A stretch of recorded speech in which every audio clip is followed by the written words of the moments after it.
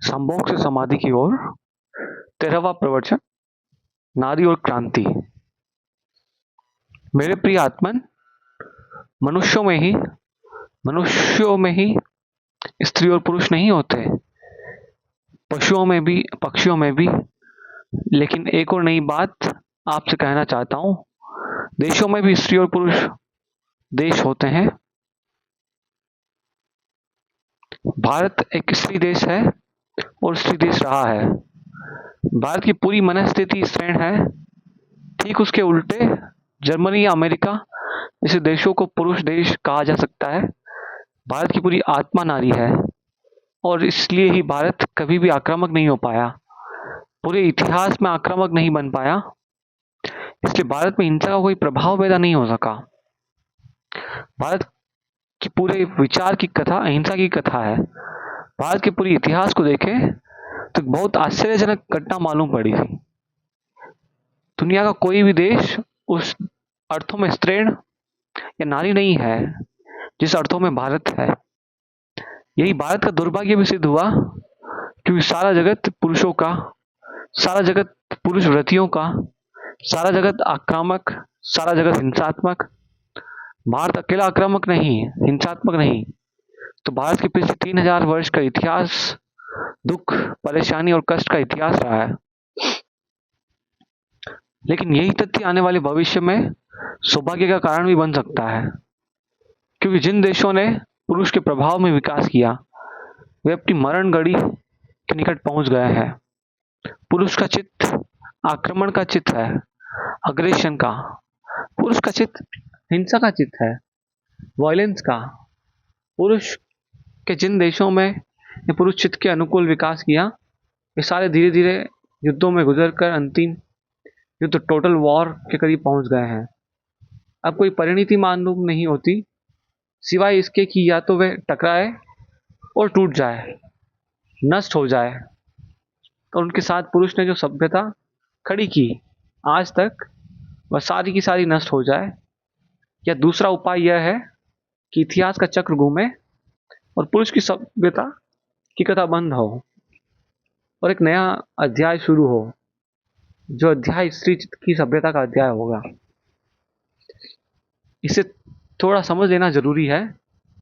इसे समझे तो हम मनुष्य चेतना के भीतर चलने वाले सबसे बड़े उहापों से परिचित हो जाएंगे। नीत्शे जैसा व्यक्ति भारत में 1,00,000 कोशिश करे तो पैदा नहीं हो सकता। नीत्शे जर्मनी में ही पैदा हो सकता है, और जर्मनी लाख उपाय करे तो गांधी और बुद्ध जैसे आदमी पैदा नहीं करना जर्मनी के लिए असंभव है। गांधी और बुद्ध जैसे व्यक्ति भारत में ही पैदा हो सकते हैं।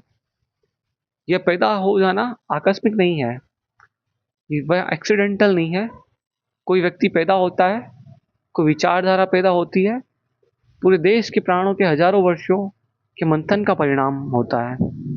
यह आश्चर्यजनक है कि भारत का आज तक का पूरा इतिहास भूलकर भी पुरुष का इतिहास नहीं रहा है, और इसलिए भारत में विज्ञान का जन्म ही नहीं हो सका।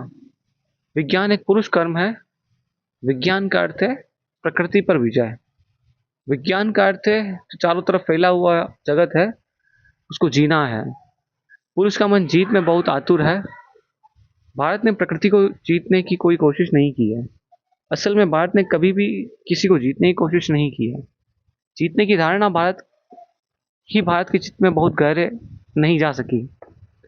कभी किन्हीं ने छोटे मोटे प्रयास किए तो भारत की आत्मा उनके साथ खड़ी नहीं हो सकी। स्वभावतः जिस दुनिया में सारे लोग जीतने के लिए आतुर हो, उसमें भारत पिछड़ता चला गया। यह भी दिखाई पड़ेगा कि इस पिछड़ जाने में अब तक तो दुर्भाग्य रहा, लेकिन आगे सौभाग्य हो सकता है, क्योंकि वे जो जीत की दौड़ में आगे गए थे, वे अपनी जीत के लिए अंतिम परिणाम में वहां पहुंच गए हैं, जहां आत्मघात के सिवाय और कुछ भी नहीं हो सकता। बुद्ध ने कहा था, वेर से वेर को नहीं जीता जा सकता और हिंसा से हिंसा को भी नहीं जीता जा सकता। लेकिन यह किसी ने सुना नहीं जा सकता। समय नहीं था परिपक्व सुनने के लिए। आज यह बात सुनी जा सकी है आज यह समझ में आना शुरू हो गया है। आज तो हिंसा का अर्थ है सार्वजनिक विनाश।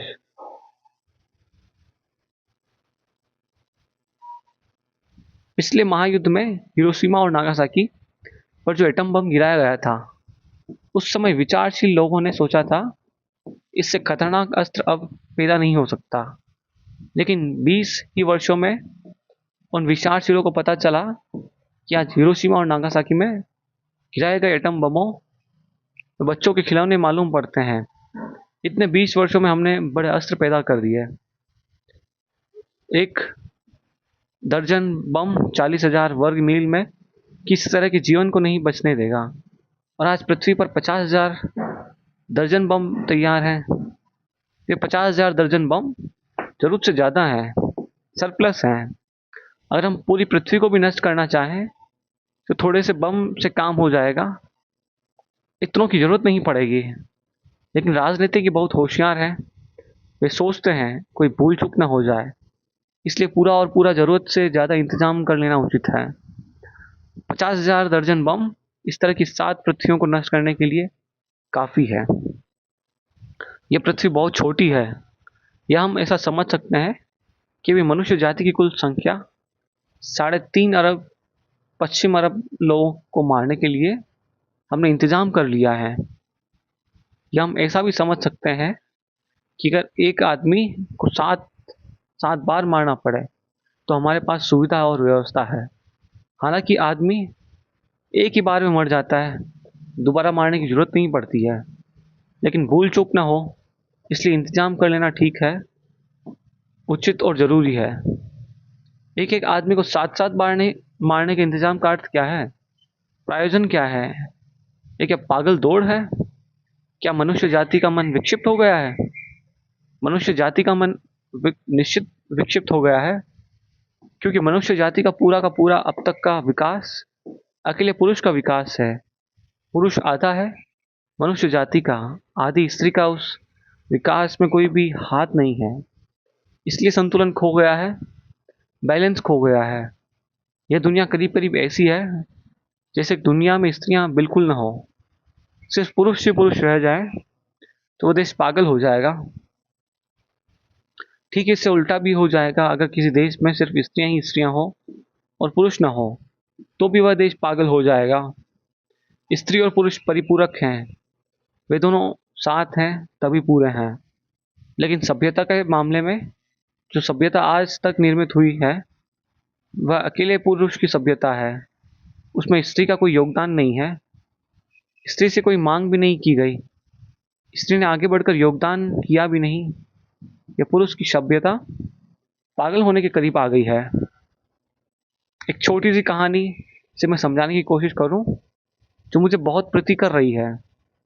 एक झूठी कहानी है। मैंने सुना है कि ईश्वर दूसरे महायुद्ध के बाद बहुत परेशान हो गया। ईश्वर तो तभी से परेशान है जब उसने आदमी को बनाया। जब तक आदमी नहीं था बड़ी शांति थी। जब से आदमी को बनाया तब से ईश्वर बहुत परेशान है। सुना तो मैंने यह है कि तब से वह ठीक से सो नहीं सका, बिना नींद की दवा लिए सो भी नहीं सकता है। आदमी सोने दे तब ना आदमी खुद सोता है, न किसी और को सोने देता है, और इतने आदमी मिलकर ईश्वर को तो सोने कैसे देंगे। इसलिए आदमी को बनाने के बाद ईश्वर ने फिर और कुछ नहीं बनाया, बनाने का काम भी बंद कर दिया। इतना घबरा गया होगा कि अब क्षमा करना चाहिए, तब आगे बनाना ठीक नहीं। दूसरे महायुद्ध के बाद वह घबरा गया होगा। ऐसे तो इतने युद्ध हुए हैं, ईश्वर की छाती पर कितने गांव पड़े होंगे कहना मुश्किल है। और सबसे बड़ा मजा तो यह है कि हर गांव पहुंचाने वाला ईश्वर की प्रार्थना करके ही गांव पहुंचाता है। और मजा तो यह है कि हर युद्ध करने वाला ईश्वर से प्रार्थना करता है कि हमें विजेता बनाना। चर्चों में घंटियां बजाई जाती है, मंदिरों में प्रार्थनाएं की जाती है। युद्धों में जीतने के लिए वो आशीर्वाद देते हैं। युद्धों में जीतने के लिए ईश्वर की छाती पर जो गांव लगते होंगे उन गांवों का हिसाब लगाना मुश्किल है।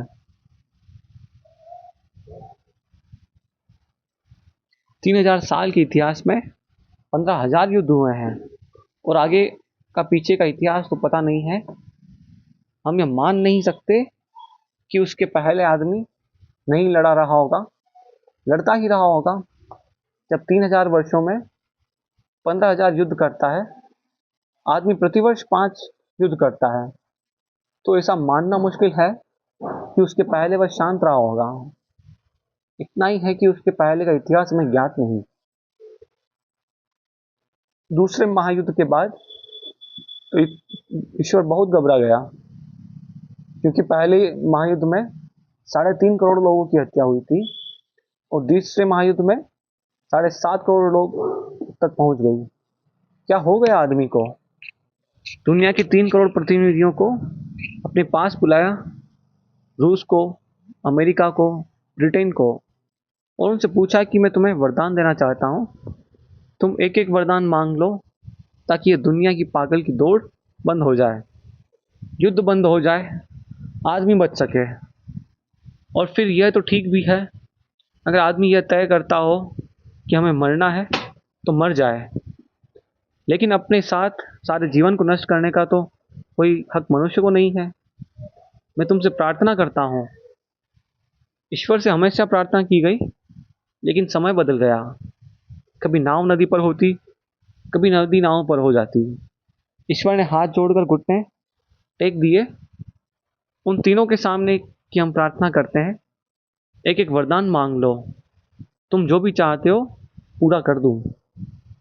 अमेरिका के प्रतिनिधि ने कहा, हे महाप्रभु, एक ही इच्छा है हमारी, वह पूरी हो जाए, फिर दुनिया में कभी युद्ध नहीं होगा, रूस जमीन पर न बचे, उसका कोई निशान न रह जाए जमीन पर, इतना हम चाहते हैं और हमारी कोई आकांक्षा नहीं। ईश्वर ने घबरा कर रूस की तरफ देखा। जब अमेरिका यह कहता हो धार्मिक देश, तो रूस क्या कहेगा?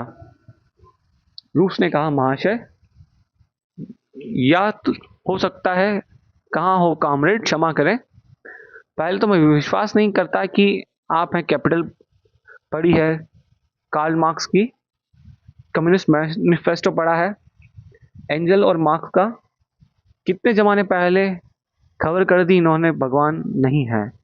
1917 से रूस के गिरजों से आपको निकाल बाहर किया है, आप अब नहीं है। मुझे शक होता है कि या तो मैं वोदका शराब ज़्यादा पी गया हूँ इसलिए आप दिखाई पड़ रहे हैं, और या यह भी हो सकता है कि मैं कोई सपना देख रहा हूँ। लेकिन बड़ा आश्चर्य कि सोवियत भूमि पर ऐसा धार्मिक सपना कैसे संभव हो सकता है? अगर सरकार को पता लग गया कि ऐसे धार्मिक सपने भी आदमी देखते हैं, तो सपने देखने पर भी पाबंदी हो जाएगी। सपने देखने की स्वतंत्रता नहीं दी जा सकती आदमी को। गलत सपने देखने की स्वतंत्रता दी जा सकती है, रूस में नहीं दी जा सकती, चीन में नहीं दी जा सकती। लेकिन फिर भी मैं आपसे कहता हूँ कि हो सकता है आप हो, एक सबूत दे दें अपने होने का, तो हम आपकी पूजा शुरू कर देंगे, दिए जलेंगे, धूप जलेंगे, मंदिरों में पूजा होगी, घंटियां बजेगी। एक इच्छा पूरी कर दें। एक ही इच्छा है हमारी, दुनिया का नक्शा हो, लेकिन अमेरिका के लिए कोई रंग रेखा उस नक्शे पर हम नहीं चाहते। और घबराइए मत, क्योंकि ईश्वर घबरा गया होगा। घबराए मत, अगर आप न कर सके तो फिक्र मत करें, हम खुद यह काम करने का पूरा इंतजाम कर लिया है, हम खुद भी कर लेंगे। हम आपके भरोसे पर नहीं हैं। ये इंतजाम अपने पैरों पर किया है, और हमें इसकी भी कोई चिंता नहीं कि अमेरिका को मिटाने में हम मिट जाएंगे। हम मिट जाएं उसकी फिक्र नहीं, लेकिन अमेरिका नहीं रहना चाहिए, यह हमारा कद है। ईश्वर ने घबरा कर ब्रिटेन की तरफ देखा, और ब्रिटेन ने जो कहा वह ध्यान से सुन लेना। ब्रिटेन ने कहा, है परमपिता, चरणों पर सिर रख दिया और कहा, हमारी कोई आकांक्षा नहीं, इन दोनों की आकांक्षा एक साथ पूरी कर दी जाए, हमारी आकांक्षा पूरी हो जाएगी। यह हमें हंसने जैसा मालूम होता है, लेकिन किस पर हंसते हैं हम? ब्रिटेन पर, अमेरिका पर, रूस पर, भगवान पर? किन पर हंसते हैं? या कि अपने पर, या कि मनुष्य पर, या कि मनुष्यता पर? मनुष्य को क्या हुआ है? कौन सा रोग है उनके मन में? उनके प्राणों को कौन सी चीज खा रही है कि मिटाना मिटाना यही इनके प्राणों की पुकार बन गई है? मृत्यु और मृत्यु। पुरुष जीतना चाहता है और जीत उसको एक ही तरह सूझती है, मारने से, मृत्यु से, मिटाने से। पुरुष को सूझती ही नहीं कि मिटाने के अलावा भी कोई जीत होती है। उसे ये पता ही नहीं है कि मिटाकर कभी कोई जीता ही नहीं है। एक और जीत भी होती है जो मिटाने से नहीं आती। उसे ये पता ही नहीं कि एक और जीत भी होती है जो हार जाने से आती है। ये पुरुष को पता ही नहीं एक ऐसी जीत भी है जो उसको मिलती है जो हार जाता है, जो लड़ता ही नहीं। इसका पुरुष को पता ही नहीं। उसे पता हो तो भी नहीं सकता। उसके चित्त की पूरी प्रकृति एग्रेसिव है, आक्रामक है। एक ही ख्याल है, दबो या दबाओ, हारो या जीतो। जीतने की दौड़ में चाहे कुछ भी हो जाए, खुद मिटो चाहे मिट जाए, लेकिन जीतना जरूरी है। लेकिन जीतना किस लिए है? जीतना जीने के लिए जरूरी है, और जीतने में मौत लानी पड़ती है, और जीना मुश्किल हो जाए। अजीब चक्कर है। जीतना जीने के लिए जरूरी मालूम पड़ता है, और जीतने में मौत आती है और जीना मुश्किल हो जाता है। लेकिन इसी विशियस सर्कल में, इसी दुष्ट चक्र में पिछले 3-4 हजार वर्ष का इतिहास आदमी का घूमते घूमते आखिरी जगह क्लाइमेक्स पर आ गया है, जहाँ की विश्व युद्ध की पूरी संभावना खड़ी हो गई है। या तो विश्व युद्ध होगा और सारी मनुष्यता समाप्त होगी, और या फिर एक अब तक मनुष्य जाति के दूसरे हिस्से ने कोई भी कंट्रीब्यूशन, कोई भी मनुष्य की सभ्यता को निर्माण करने में, मनुष्य को जीने में सहयोग देने में, जो आज ही दुनिया अब तक चुपचाप खड़ी रही है, उसे कुछ करना पड़ेगा। और एक नई सभ्यता का जो पुरुष प्रधान न हो, एक नई सभ्यता को जो स्त्री के हृदय और स्त्री के गुणों पर खड़ी होती हो, उसको जन्म देना पड़ेगा। नीत्शे ने बहुत क्रोध से यह बात लिखी है कि मैं युद्ध को और क्राइस्ट को स्ट्रेंड मानता हूँ, हुमनिस्ट मानता हूँ। यह उसने गाली दी है बुद्ध को और क्राइस्ट को। अगर वह गांधी को जानता होता तो वह गांधी के बाबत भी यही कहता कि तीनों के तीनों आदमी ठीक अर्थों में पुरुष नहीं है। उसने ये सोचा होगा कि किसी पुरुष को स्त्री कह देने से कोई गाली बन सकती है, लेकिन पुरुष होता ही आज, वह जो पुरुष की आज तक की प्रकृति है उसमें होना आज संकट, क्राइसिस पैदा कर दिया है। और आज खोजबीन करनी जरूरी है कि स्त्री के चित्त से क्या सभ्यता का आधार, मूल आधार रखा जा सकता है। क्या यह हो सकता है कि हम दूसरी तरफ भी देखें और ध्यान करें? क्या उस तरफ से भी कोई जीवन की नई दिशाएं, विकास के नए स्रोत, मनुष्यता का एक नया इतिहास रचा जा सकता है? मुझे लगता है कि इतिहास रचा जा सकता है, और अगर नहीं रचा जा सकता तो फिर पुरुष के हाथ में अब आगे कोई भविष्य नहीं है। वह अपने अंतिम चरण क्षण पर आ गया है, लेकिन स्त्रियों को कोई ख्याल नहीं है। या तो स्त्रियां गुलाम हैं या पुरुष की ओर, या स्त्रियां नंबर 2 के पुरुष बनने की कोशिश में संलग्न है। दोनों ही हालतें बुरी है, और स्लेवरी की है, गुलामी की है। भारत जैसे मुल्कों में स्त्रियों की अपनी कोई आवाज नहीं, अपनी कोई आत्मा भी नहीं। भारत में स्त्री का कोई व्यक्तित्व नहीं, उसकी कोई पुकार नहीं, उसका कोई होना नहीं, वह न होने के बराबर है। हालांकि पूरे देश का विचार कभी भी पुरुष चित्त के अनुकूल नहीं रहा, क्योंकि भारत को जिन लोगों ने प्रभावित किया, उन्होंने जीवन के बहुत कोमल गुणों पर जोर दिया। बुद्ध ने करुणा पर, महावीर ने अहिंसा पर, उन्होंने जोर दिया जीवन के प्रेम तत्व पर। लेकिन उनकी आवाज गूंज कर खोती रही। लेकिन ये किसी को ख्याल नहीं आया कि ये आवाज अगर स्त्रियां पकड़ लेगी तो ही सफल हो सकती है, अन्यथा यह आवाज सफल नहीं हो सकती। अगर पुरुष प्रेम की बात भी करेगा तो अहिंसा से आगे नहीं जा सकता। इसे थोड़ा समझ लेना। अहिंसा का मतलब होता है हम हिंसा नहीं करेंगे। ये नेगेटिव बात है। हम किसी को चोट नहीं पहुंचाएंगे। अहिंसा से आगे पुरुष का जाना मुश्किल है। वह या तो हिंसा कर सकता है या अहिंसा कर सकता है, लेकिन प्रेम का उसे सूझता ही नहीं। प्रेम पॉजिटिव बात है। अहिंसा का मतलब है हम दूसरे को दुख नहीं पहुंचाएंगे। एक बात है कि हम दूसरे को दुख पहुंचाएंगे, यही हमारे जीवन का सूत्र होगा। चाहे दूसरे को कितना ही दुख पहुंचे, हम अपना सुख पाएंगे। यही जीवन की आधारशिला होगी। एक सूत्र तो यह है पुरुष का। फिर पुरुष अगर बहुत ही सोच समझ और विचार का उपयोग करता है तो वह उनके उल्टे सूत्र पर पहुंचता है। वह कहता है हम दूसरे को दुख नहीं पहुंचाएंगे। लेकिन स्त्री का चित्त अहिंसा से राजी नहीं हो सकता। स्त्री का चित्त कहता है प्रेम। प्रेम का अर्थ है हम दूसरे को सुख पहुंचाएंगे। इसलिए अहिंसा ठीक अर्थों में हिंसा का विरोध नहीं, सिर्फ हिंसा का अभाव है। हिंसा का ठीक विरोध प्रेम है, क्योंकि हिंसा कहती है हम दूसरे को सुख पहुंचाएंगे, यही हमारे सुख का मार्ग है। प्रेम कहता है हम दूसरे को सुख पहुंचाएंगे, यही हमारे सुख का मार्ग है। और अहिंसा बीच में है। अहिंसा कहती है हम दूसरे को दुख नहीं पहुंचाएंगे। अहिंसा बहुत इंपॉर्टेंट है। अहिंसा बीच में अटक जाती है, बहुत आगे नहीं आती। वह पुरुष को हिंसा करने से रोकती है, लेकिन प्रेम करने तक नहीं पहुंचाती। तो अहिंसा, हिंदुस्तान ने अहिंसा की तो बात की है,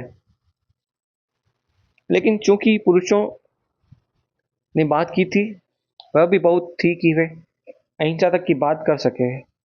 पश्चिम के पुरुषों ने, उन्होंने एक कदम बहुत आगे बढ़ाया, स्त्री के हृदय की तरफ एक कदम बढ़ाया।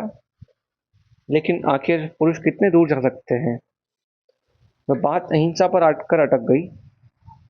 और मैंने ऐसा अनुभव किया है कि अगर पुरुष अहिंसा की भी बात करे तो बहुत जल्दी उसको अहिंसा में भी हिंसा शुरू हो जाती है। अगर पुरुष सत्याग्रह भी करेगा, अगर पुरुष अनशन भी करेगा, तो अनशन भी दूसरे की गर्दन दबाने के उपाय की तरह करेगा। वह भी प्रेशर, वह भी दबाव होगा, वह भी जबरदस्ती होगा। अगर 10 आदमी अनशन करेंगे किसी काम के लिए, तो वे धमकी दे रहे हैं कि हम मर जाएंगे, नहीं तो हमारी बात मानो। ये धमकी बहुत हिंसापूर्ण है। यह धमकी अहिंसक नहीं है, यह बहुत हिंसापूर्ण है। अहिंसा का भी हिंसात्मक उपयोग है यह। मैंने सुना है कि ऐसा ही एक युवक एक युवती को प्रेम करता था। उसने जाकर अपने घर के सामने अहिंसक अनशन कर दिया कि मुझसे विवाह करो, अन्यथा मैं भूखा मर जाऊंगा। उस घर के लोग घबरा गए, क्योंकि अगर वह छुरा लेकर आता तो पुलिस में खबर कर देते। वह छुरा लेकर नहीं आया था, वह धमकी लेकर आया था कि मैं मर जाऊंगा। उसने बोरिया बिस्तर लगाकर द्वार के सामने बैठ गया।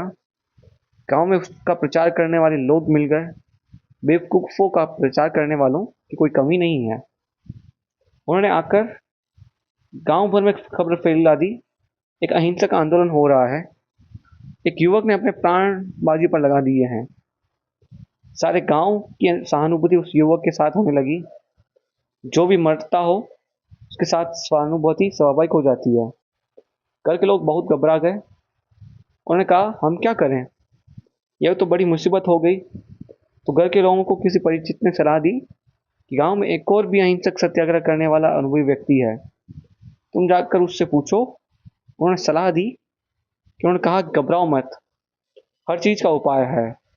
अहिंसात्मक धमकी का उपाय अहिंसात्मक ढंग से दिया जा सकता है। मैं रात आ जाऊंगा, घबराओ मत।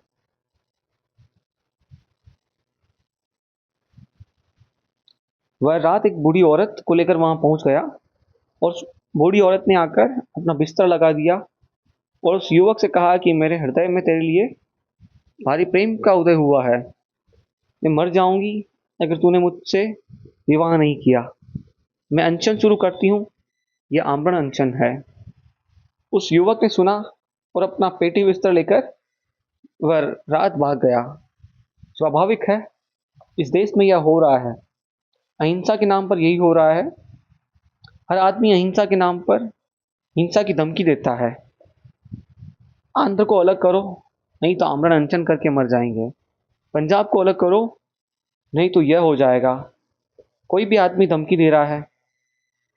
यह बड़ी हैरानी की बात है कि गांधी ने अहिंसा की बात की और अहिंसा का पुरुष उपयोग बिल्कुल अहिंसात्मक हिंसात्मक ढंग से कर रहे हैं।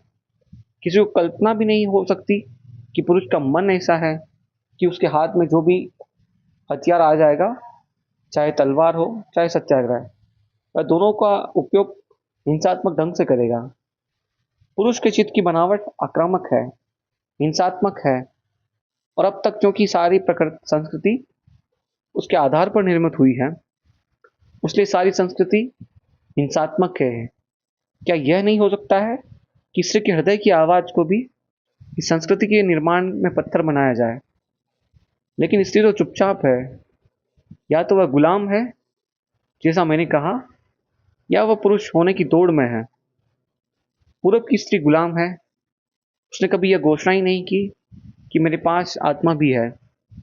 वह चुपचाप पुरुष के पीछे चल पड़ती है। अगर राम को सीता को फेंक देना है तो सीता की कोई आवाज़ नहीं है। अगर राम कहते हैं कि मुझे शक है तेरे चरित्र पर, तो उसे आग में डाला जा सकता है। यह बड़े मज़े की बात है। ये किसी के ख्याल में कभी नहीं आती कि सीता लंका में बंद थी, अकेली थी, तो राम को उसके चरित्र पर शक होता है। लेकिन सीता को राम के चरित्र पर शक नहीं होता। वे इतने दिन अकेले थे, और अगर अग्नि से गुजरना ही है तो राम को आगे और सीता को पीछे गुजरना चाहिए। जैसा कि हमेशा शादी विवाह में राम आगे रहे और सीता पीछे रही, चक्कर लगाती रही। फिर आग में घुसते वक्त सीता अकेली आग में चली गई। राम बाहर खड़े निरीक्षण करते रहे। बड़े धोखे की बात मालूम पड़ती है। और 3-4 हजार वर्ष हो गए रामायण को लिखे। यह मैं पहली दफे कह रहा हूँ।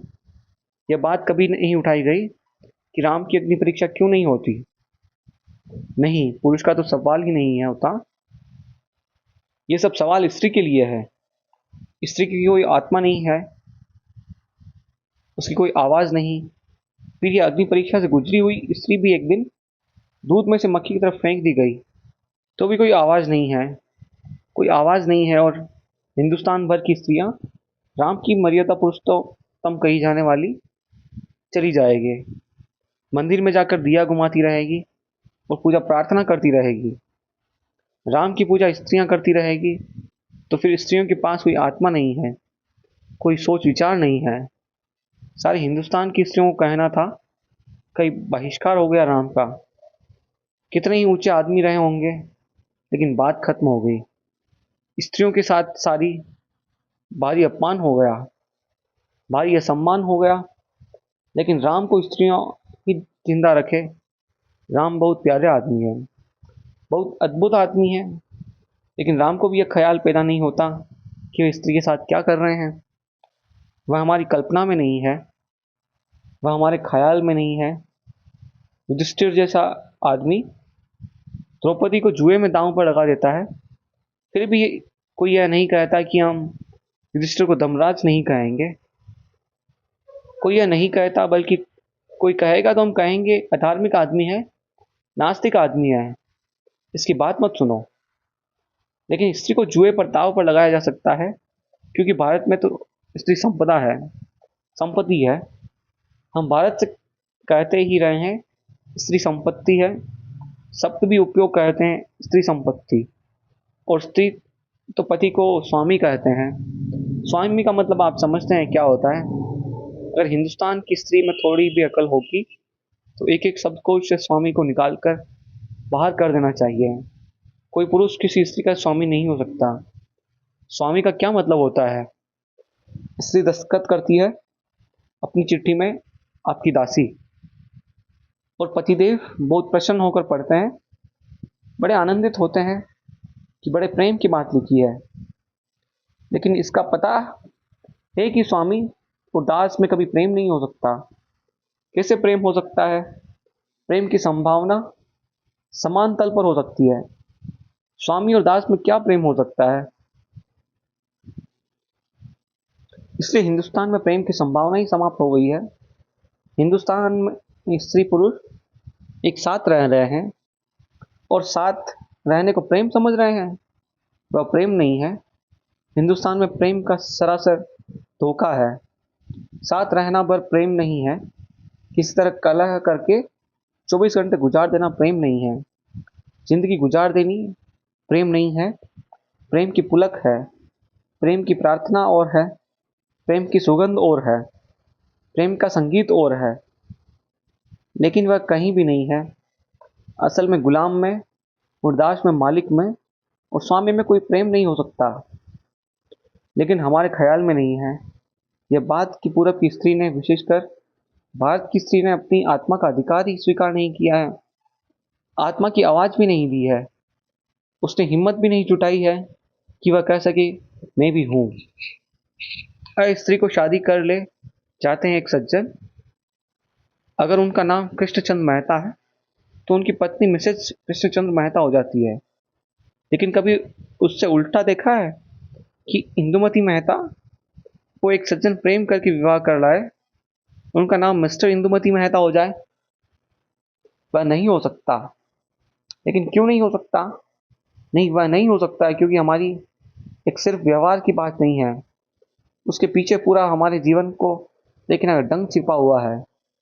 इससे पुरुष के पीछे आकर पुरुष का अंग हो जाती है तो वह मिसेज हो जाती है। लेकिन पुरुष स्त्री का अंग नहीं होता है। स्त्री पुरुष का आधा अंग है। लेकिन पुरुष स्त्री का अंग नहीं है। इसलिए पुरुष मरता है तो स्त्री को सती होना चाहिए, आग में जल जाना चाहिए। वह उसका अंग है। उसको बचने का हक कहाँ है? हिंदुस्तान में हजारों वर्षों में कितनी लाखों स्त्रियों को आग में जलाया गया है। उसका हिसाब लगाना बहुत मुश्किल है। बहुत मुश्किल है। और किस पीड़ा से उन स्त्रियों को गुजरना पड़ा है, इसका हिसाब लगाना मुश्किल है। फिर भी बड़ी कृपा थी जो आग में जल गई उन स्त्रियों के लिए। लेकिन जब से आग में जलना बंद हो गया है तो करोड़ों विधवाओं को हम रोके हुए हैं। उनका जीवन आग में जलने से भी ज़्यादा बदतर है। सती की प्रथा विधवा की प्रथा से ज़्यादा बेहतर थी। आदमी एक बार में मर जाता है, खत्म हो जाता है। आखिर एक बार में मरना फिर भी बहुत दयापूर्ण है, बजाय 40-50 साल धीरे धीरे मरने के, अपमानित होने के। और जिंदगी में जहाँ प्रेम की कोई संभावना न रह जाए, उस जीवन को जीवित रहने का क्या अर्थ है? यह ध्यान रहे कि पुरुष के लिए प्रेम 24 घंटे में आधी घड़ी, घड़ी भर की बात है। उसके लिए और बहुत काम है। प्रेम भी एक काम है। प्रेम से भी वो निकट कर जल्दी से दूसरे कामों में लग जाता है। स्त्री के लिए प्रेम ही एकमात्र काम है। वह उसकी 24 घंटे की जिंदगी है। वह और कामों में एक काम नहीं है। प्रेम ही एकमात्र काम है। और सारे काम उसी प्रेम से निकलते हैं और पैदा होते हैं। तो अगर पुरुष को विदुर रखा जाए तो उतना टॉर्चर नहीं है वह जितना स्त्री को विधवा रखना अत्याचार है। क्योंकि उसकी 24 घंटे प्रेम की जिंदगी है। प्रेम गया कि उसकी जिंदगी में फिर कुछ भी नहीं रह गया। और दूसरे प्रेम की कोई संभावना समाज छोड़ता नहीं। लेकिन हजारों साल तक हम उसको जलाते रहे। कभी किसी ने न सोचा। और अगर कोई पूछता था कि स्त्रियों को क्यों जलना चाहिए आग में, तो पुरुष कहते हैं उसका प्रेम है, वही जी नहीं सकती पुरुष के बिना। लेकिन किसी पुरुष को प्रेम नहीं था इस मुल्क में कि वह किसी स्त्री के लिए सती हो जाए। वह सवाल ही नहीं है। वह सवाल नहीं है। वह सवाल ही नहीं उठाया जाया चाहिए। क्योंकि सारे धर्म ग्रंथ पुरुष लिखते हैं, अपने हिसाब से लिखते हैं, अपने स्वार्थ से लिखते हैं। स्त्रियों को लिखा हुआ कोई धर्म ग्रंथ नहीं है। न स्त्रियों का कोई मनु है, न स्त्रियों का कोई याज्ञवल्क्य है। स्त्रियों का कोई स्मृतिकार नहीं। स्त्रियों का कोई धर्म ग्रंथ नहीं। स्त्रियों का कोई सूत्र नहीं। उनकी कोई आवाज नहीं। तो पूरब की स्त्री तो एक गुलाम छाया है जो पति के आगे पीछे घूमती रहती है। पश्चिम की स्त्री ने विद्रोह किया है और मैं कहता हूं कि अगर छाया ही बना रहना है तो उससे बेहतर है वह विद्रोह। लेकिन वह विद्रोह बिल्कुल गलत रास्ते पर चला गया। वह गलत रास्ता यह है कि पश्चिम की स्त्री ने विद्रोह का मतलब यह लिया है कि ठीक पुरुष जैसी वह भी खड़ी हो जाए, पुरुष जैसी हो जाए। तो पश्चिम की स्त्री पुरुष होने की दौड़ में पड़ गई। वह पुरुष जैसे वस्त्र पहनेगी, पुरुष जैसे बाल कटाएगी, पुरुष जैसे सिगरेट पीना चाहेगी, पुरुष जैसे सड़कों पर चलना चाहेगी, पुरुष जैसे अभद्र शब्दों का उपयोग करना चाहेगी। वह पुरुष के मुकाबले खड़ी हो जाना चाहती है। एक लिहाज से फिर भी अच्छी बात है, कम से कम बगावत तो है, कम से कम हजारों सालों की गुलामी को तोड़ने का ख्याल तो है। लेकिन गुलामी ही नहीं तोड़नी है, क्योंकि गुलामी तोड़कर भी कोई कुएं से खाई में गिर सकता है। पश्चिम की स्त्री उसी हालत में खड़ी हो गई है। वह जितना अपने पुरुष के जैसा बनाती जा रही है उतना ही उसका व्यक्तित्व फिर खोता चला जा रहा है। भारत में वह छाया बनकर खत्म हो गई है, पश्चिम में वह नंबर 2 का पुरुष बनकर खत्म होती जा रही है। उसका अपना कोई व्यक्तित्व वहां भी नहीं रह जाएगा। तो ध्यान रहे, स्त्री के पास एक अपने तरह का व्यक्तित्व है जो पुरुष से बहुत भिन्न है, बहुत विरोधी है, बहुत अलग, बहुत दूसरा है। उसका सारा आकर्षण, उसके जीवन की सारी सुगंध उसके अपने होने में है, उसके निज होने में है। अगर वह अपनी निजता के बिंदु से च्युत होती है और पुरुष जैसे होने की दौड़ में लग जाती है तो यह बात उतनी ही बेहूदी होगी जैसे कोई पुरुष स्त्रियों के कपड़े पहनकर, दाढ़ी मूछ कुटाकर और स्त्रियों के जैसा बनकर घूमने लगता है तो बेहुदा हो जाता है। यह बात उतनी ही बेहूदी है। लेकिन पुरुष इनकी निंदा नहीं करेगा। पुरुष इसकी निंदा नहीं करेगा क्योंकि स्त्रियां बहुत जैसी हो रही है। पुरुष को क्या चिंता है? आपने हमेशा सुना होगा, अगर कोई पुरुष स्त्रियां जैसा ढंग से रहे तो लोग कहेंगे नामर्द, उसकी निंदा होगी। लेकिन अगर कोई स्त्री पुरुषों जैसी कर रहे तो वे कहेंगे खूब लड़ी मर्दानी, वह तो झांसी वाली रानी है, इज्जत देंगे उसको। स्त्री अगर पुरुष जैसे ढंग अख्तियार करे तो इसको इज्जत मिलेगी, और पुरुष अगर स्त्रियों जैसे ढंग अख्तियार करे तो उसका अपमान होगा। पुरुष को भी इसमें मजा आ जाता है कि स्त्री पुरुष जैसे होने की कोशिश कर रही है। इसका अर्थ है कि उसने अपनी श्रेष्ठता फिर स्वीकार कर ली। कल तक वह पति के रूप में श्रेष्ठता स्वीकार करती थी। हम तब भी सुपीरियर थे, मालिक थे। अब भी हम सुपीरियर हैं। अब वह हमारे जैसा होने की कोशिश कर रही है। और ध्यान रहे, स्त्री कितना ही पुरुष जैसी हो जाए, कार्बन कॉपी से ज़्यादा नहीं हो सकती। कैसे हो सकती है? कैसे हो सकती है स्त्री पुरुष जैसी और कार्बन कॉपी फिर छाया रह जाएगी? और यह बड़े मज़े की बात है। हिंदुस्तान में पुरुष ने ज़बरदस्ती स्त्री को छाया बना दिया। पश्चिम की स्त्री हमारे अपने हाथ से मेहनत करके छाया बनी जा रही है। क्या कोई तीसरा रास्ता नहीं है? ये दोनों बातें स्त्री जाति के लिए खतरनाक है। ये दोनों बातें प्रतिक्रियावादी है, रिएक्शनरी है। स्त्री की जिंदगी में क्रांति चाहिए। पश्चिम में क्रांति भटक गई और विद्रोह हो गई।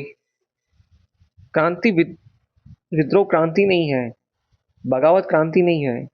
क्रांति का मतलब है एक नए व्यक्तित्व का उद्घाटन। बगावत का मतलब है पुराने व्यक्तित्व को छोड़ देना है, इसकी बिना फिक्र किए कि नया व्यक्तित्व कुछ बनता है कि नहीं बनता है। बगावत क्रोध है, क्रांति विचार है। बगावत कर देना बहुत आसान है, क्रांति करना बहुत सोच विचार कर और चिंतन की बात है।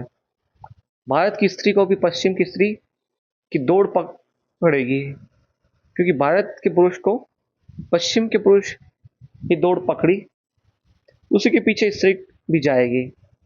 आज नहीं, कल वह भी, और उसने होना शुरू कर दिया है। वह पुरुष के साथ पुरुष जैसा होने की दौड़ में वह शामिल हो गई है। आज नहीं कल भारत में भी वही होगा जो पश्चिम में हो रहा है, और पश्चिम में जो हो गया वह इतना दुखद है कि अब भारत में भी उसको दोहराया लेना होगा। एक बहुत बढ़िया मौका खो देना है, एक परिवर्तन का, एक ट्रांजिशन का मौका खो देना है। एक बदलावट का वक्त आ गया है, और फिर बदलाहट में हम वही गलती किए ले रहे हैं, वही गलती जिसमें कुछ फर्क नहीं पड़ेगा, वही भूल फिर हो जाएगी। CIM जोड़ ने लिखा है कि जब मैं पैदा हुआ छोटा था तो होम्स ने मेरे देश में घर थे, सिर्फ हाउसेस थे, वह सिर्फ मकान है। स्वभावतः अगर स्त्री पुरुष जैसी हो जाती तो होम जैसी चीज समाप्त हो जाती, घर जैसी चीज समाप्त हो जाती, मकान रह जाएंगे। मकान रह जाएंगे क्योंकि मकान घर बनता था एक व्यक्तित्व से, स्त्री के, वह खो गया। अब वह ठीक पुरुष जैसी कलह करती रही है, पुरुष जैसी झगड़ती है, पुरुष जैसी बात करती है, विवाद करती है, बस ठीक पुरुष जैसा कर रही है। लेकिन उसे पता नहीं है कि उसकी आत्मा कभी भी यह करके तृप्त नहीं हो सकती, क्योंकि आत्मा तृप्त होती है वही होकर जो आदमी को पैदा हुआ है। एक गुलाब गुलाब बन जाता है, तृप्ति आती है। एक चमेली चमेली बन जाती है तो तृप्ति आती है। वह तृप्ति फ्लावरिंग की है जो हमारे भीतर छिपा है। वह खिल जाए, पूरा खिल जाए तो आनंद उपलब्ध होता है। इसलिए आज तक कभी भी आनंदित नहीं रही, न पूरब के मुल्कों में न पश्चिम के मुल्कों में। पूरब के मुल्कों में वह गुलाम थी, इसलिए आनंदित नहीं हो सकी, क्योंकि कोई आनंद बिना स्वतंत्रता के कभी उपलब्ध नहीं होता। ये सारे आनंद के फूल स्वतंत्रता के आकाश में खिलते हैं। और ध्यान रहे, अगर स्त्री आनंदित नहीं हो तो पुरुष कभी आनंदित नहीं हो सकता। वह लाख सिर पटके, क्योंकि समाज का आधा हिस्सा दुखी है, घर का केंद्र दुखी है, तो वह दुखी अपने चारों तरफ दुख की किरणें फेंकता रहता है, और उस दुख के केंद्र की किरणों में सारा व्यक्तित्व समाज का दुखी हो जाता है।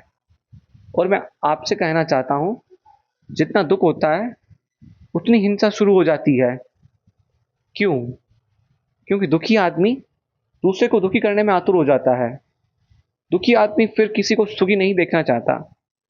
दुखी आदमी चाहता है दूसरे को दुख दो।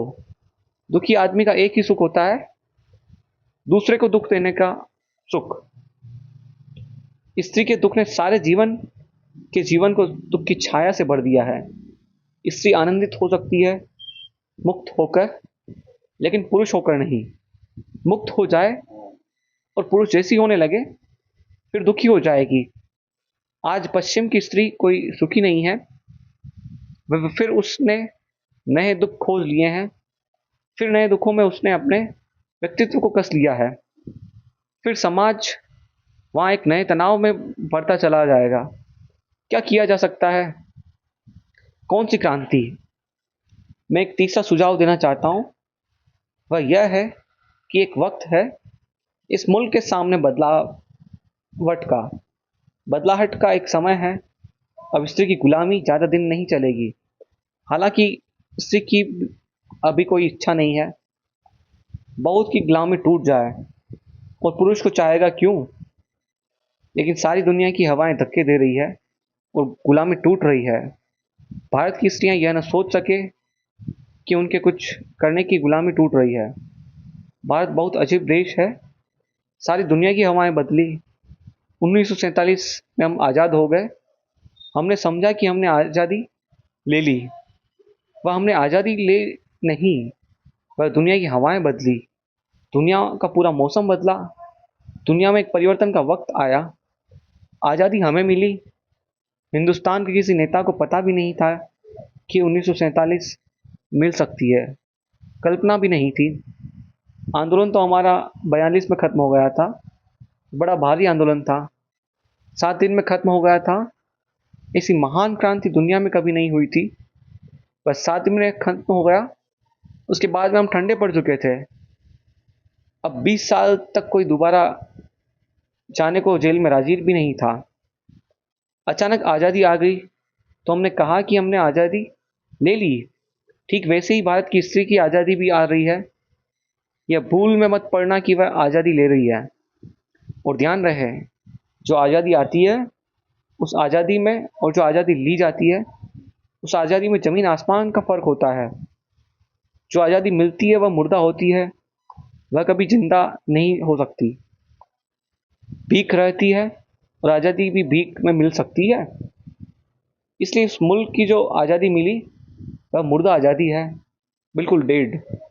उसमें कोई ज़िंदगी नहीं है, सड़ी हुई लाशों वाली आज़ादी है। इसलिए 20 साल से हम सड़ रहे हैं।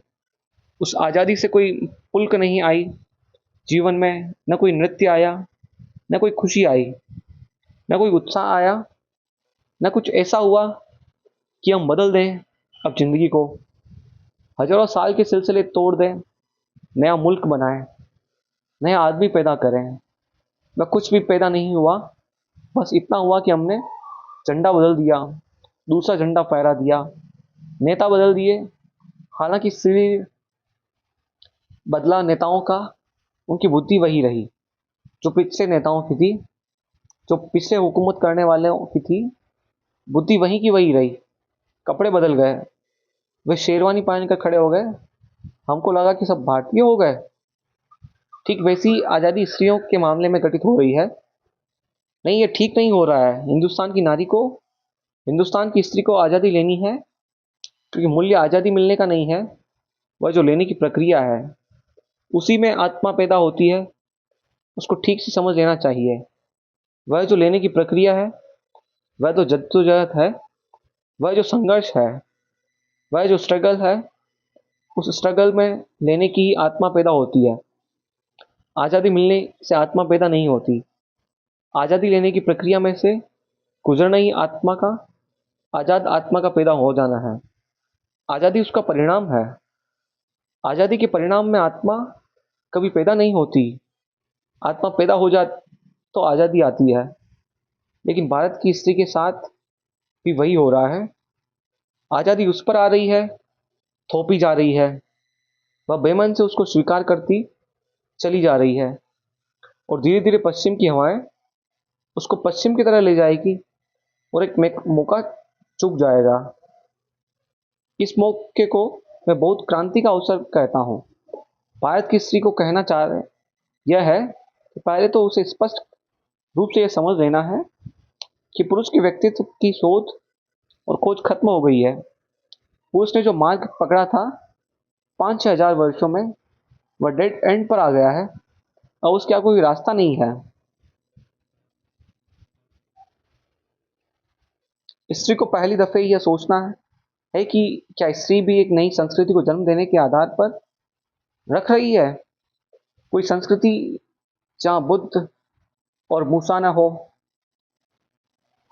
कोई संस्कृति जहाँ प्रेम, सहानुभूति और दया हो, कोई संस्कृति जो विजय के लिए आतुर न हो, जीने के लिए आतुर न हो, जीने की आतुरता हो, जीवन को जीने की कला और जीवन को शांति से जीने की अवस्था और निष्ठा पर खड़ी कोई संस्कृति स्त्री जन्म दे सकती है। स्त्री जरूर जन्म दे सकती है। आज तक चाहे युद्ध में कोई कितना ही मरा हो, स्त्री का मन निरंतर प्राण उसके दुख से भरे रहे हैं। उसका भाई मरता है, बेटा मरता है, बाप मरता है, पति मरता है, प्रेमी मरता है। स्त्री का कोई ना कोई युद्ध करने में जाकर मरता है। अगर सारी दुनिया की स्त्रियां एक बार तय कर ले, बाहर में जाने दे रूस को, अमेरिका को, सारी दुनिया की स्त्रियां एक बार तय कर ले कि युद्ध नहीं होगा, दुनिया का कोई राजनीतिक युद्ध में कभी किसी को नहीं घसीट सकता। सिर्फ स्त्रियां तय कर ले कि अब युद्ध नहीं होगा, तो युद्ध नहीं हो सकता है। क्योंकि कौन जाएगा युद्ध पर, कौन बेटा जाता है, कोई पति जाता है, कोई बाप जाता है, अगर स्त्रियां एक बार तय कर ले। लेकिन स्त्रियां पागल है। युद्ध होता है तो वे टीका करती है, जाओ युद्ध पर। पाकिस्तानी माँ पाकिस्तानी बेटे के माथे पर टीका करती है कि जाओ युद्ध पर। हिंदुस्तानी माँ हिंदुस्तानी बेटे के माथे पर टीका करती है कि जाओ बेटे युद्ध पर जाओ। पता चलता है कि स्त्री को कुछ पता नहीं है कि क्या हो रहा है। वह पुरुष के जाल में सिर्फ एक खिलौना, हर जगह एक खिलौना बन जाती है। चाहे पाकिस्तानी बेटा मरता हो और चाहे हिंदुस्तानी किसी माँ का बेटा मरता है, ये स्त्री को समझना होगा। और चाहे रूस का पति मरता हो और चाहे अमेरिका का, स्त्री को समझना होगा उसका पति मरता है। और अगर सारी दुनिया की स्त्रियों को एक ख्याल पैदा हो जाए कि अब हमें पति अपने बेटे को, अपने बाप को युद्ध पर नहीं भेजना है, तो फिर पुरुष की लाख कोशिश और राजनीति की हर चेष्टा व्यर्थ हो सकती है। युद्ध हो सकता है और यह स्त्री की उतनी बड़ी शक्ति है, लेकिन उसको कोई उपयोग नहीं किया। उसने कभी कोई आवाज़ नहीं उठाई, उसने कभी कोई फिक्र नहीं की। वह आदमी ने पुरुष जो रेखाएं खींची है राष्ट्रों की, उसको वह भी मान लेती है। प्रेम कोई रेखाएं नहीं मान सकता, रेखाएं नहीं मानती है। हम कहते भारत माता जैसी कोई चीज़ दुनिया में है नहीं। अगर है भी कोई तो पृथ्वी माता जैसी कोई चीज़ हो सकती है। भारत माता पुरुष की ईजाद है। अपने हाथ में उसने कीले ठोक कर झंडे गाड़ लिए और कहा कि यह भारत माता अलग। लेकिन मुझे ऐसा लगता है कि स्त्री के मन में आज भी और हमेशा से कभी भी एक सीमा नहीं रही। अगर अर्थों में, जिस अर्थों में पुरुष के मन में सीमा है, क्योंकि जहाँ भी प्रेम है वहाँ सीमा नहीं होती। सारी दुनिया की स्त्रियों को एक तो बुनियादी ख्याल जाग जाना चाहिए कि हम एक नई संस्कृति को, एक नए समाज को, एक नई सभ्यता को जन्म दे सकते हैं। जो पुरुष के आधार हैं उनके ठीक विपरीत आधार रखकर भारत में यह बहुत सुविधा से हो सकता है। भारत में ये रूपांतरण बहुत आसानी से हो सकता है। तो पहली तो यह भारत की दुनिया की स्त्रियों की एक शक्ति और एक आवाज़ और एक आत्मा निर्मित होनी चाहिए। वह आवाज़ दो तरह की बगावत करे। पुरुष की सारी संस्कृति को कहे कि गलत, और वह गलत है, अधूरी है और खतरनाक है। दूसरी बात, स्त्री के मन में जो प्रेम है उस प्रेम का भी पूरा विकास नहीं हो सका। पुरुष ने उस पर भी दीवारें बांधी है, उस पर भी उसने कारागृह खड़ा किया है। प्रेम की इतनी सीमा है, इससे आगे मत जाने देना। प्रेम से पुरुष बहुत भयभीत है। वह प्रेम पर 25 रुकावटें डालता है, कारागृह बनाता है। उन कारागृहों ने दुनिया में स्त्रियों के प्रेम को विकसित नहीं करने दिया, फैसले नहीं दिया, उस सुगंध से दुनिया को बढ़ने नहीं दिया।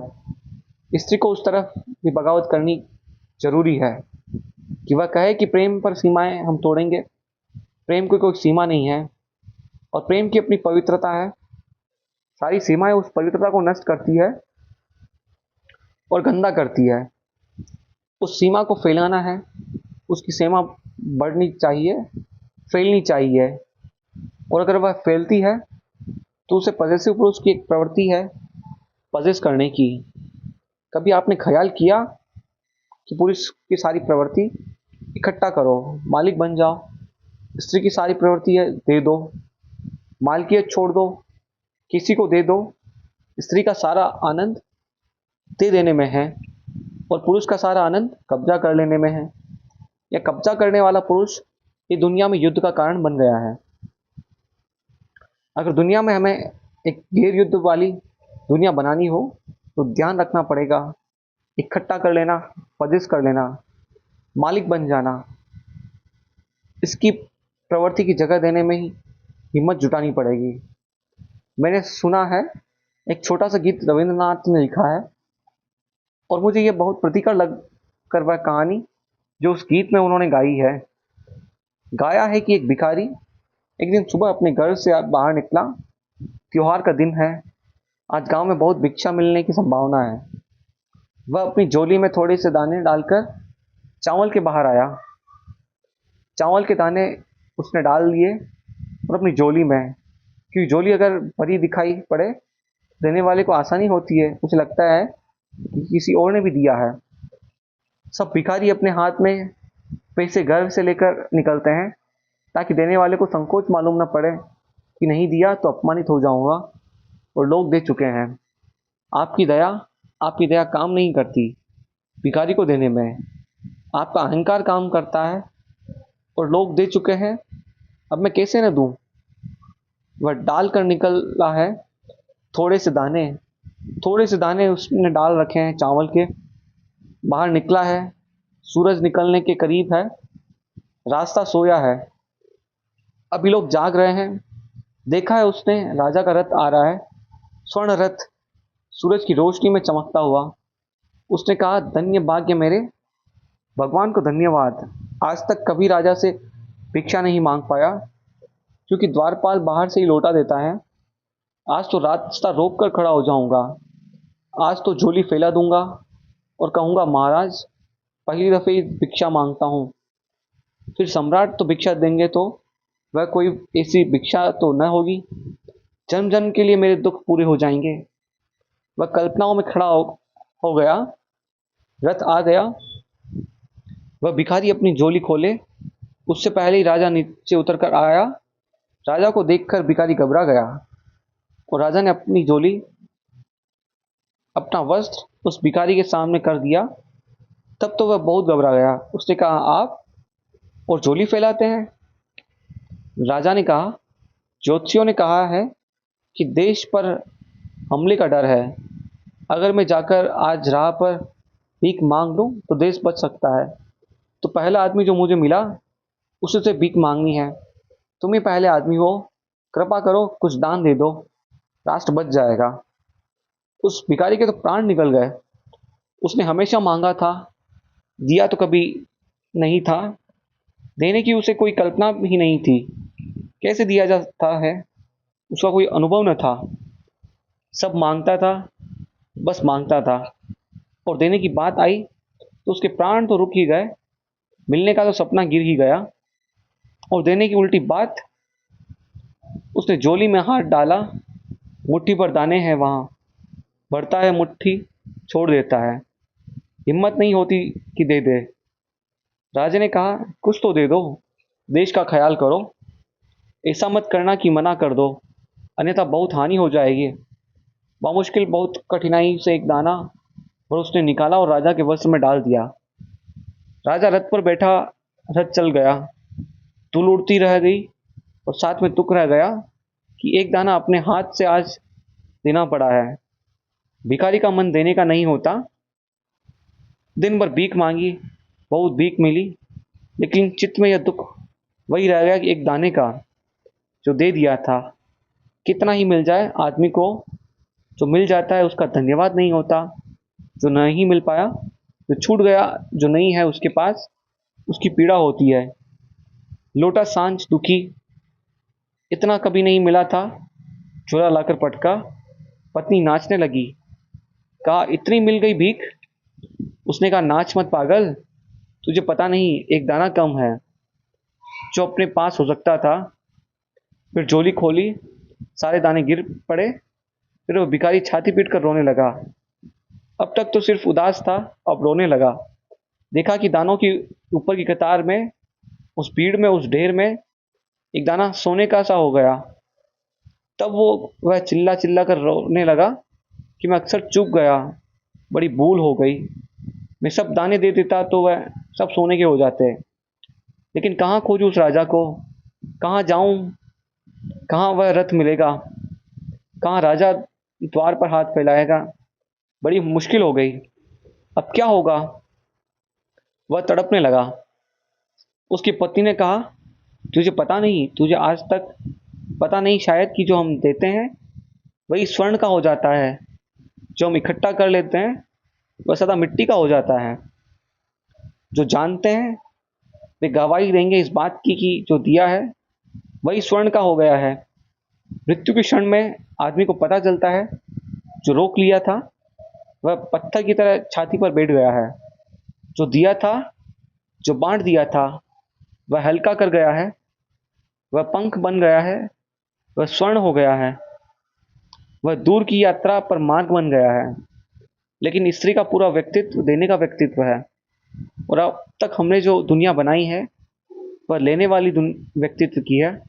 लेने वाले व्यक्तित्व के कारण पूंजीवाद है। लेने वाले व्यक्तित्व के कारण साम्राज्यवाद शाही है। लेने वाले व्यक्तित्व के कारण युद्ध है। क्या हम देने वाले व्यक्तित्व के आधार पर कोई समाज का निर्माण कर सकते हैं? यह हो सकता है, लेकिन यह पुरुष नहीं कर सकेगा। यह स्त्री कर सकती है, और स्त्री सजग हो और जागे तो कोई भी कठिनाई नहीं है। एक क्रांति, बड़ी से बड़ी क्रांति दुनिया में स्त्री को लानी है। वह यह है कि एक प्रेम पर आधारित देने वाली क्रांति, संस्कृति जो मांगती नहीं, इकट्ठा नहीं करती, देती है। ऐसी एक संस्कृति निर्मित करनी है। ऐसी एक संस्कृति के निर्माण के लिए जो भी किया जा सके, वह सब, उस सबसे बड़ा धर्म स्त्री के सामने आज कोई और नहीं। यह थोड़ी सी बात हमें कही, पुरुष के संसार को बदल देना है आमूल। स्त्री के हृदय में जो छिपा है, उसकी छाया को फैलाना है, उस वृक्ष को बड़ा करना है, तो शायद एक अच्छी मनुष्यता का जन्म हो सकता है। स्त्री के जीवन और चेतना की क्रांति मनुष्यता के लिए क्रांति बन सकती है। कौन करेगा लेकिन यह?